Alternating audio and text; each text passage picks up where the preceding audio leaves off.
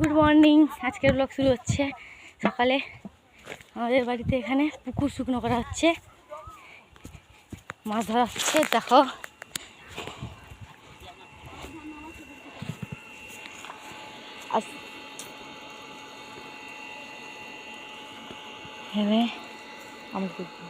না না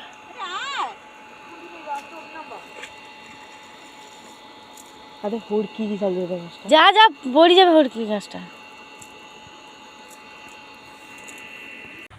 এই তো সব কিছু শেষ করে খাওয়া দাওয়া করে স্নান টান করে খাওয়া দাওয়া করে একটু রোদে বসেছিলাম চুলটা শুকানোর জন্য। ঠিক আছে, আবার পরে দেখা হচ্ছে, বাই। তো সন্ধ্যেবেলা পাকা পেঁপে খেয়ে নিলাম, তারপরে রাতে বাড়িতে তড়কা রুটি হয়েছিল, খেয়ে দিয়ে ঘুমিয়ে পড়লাম। Thanks for watching, good night.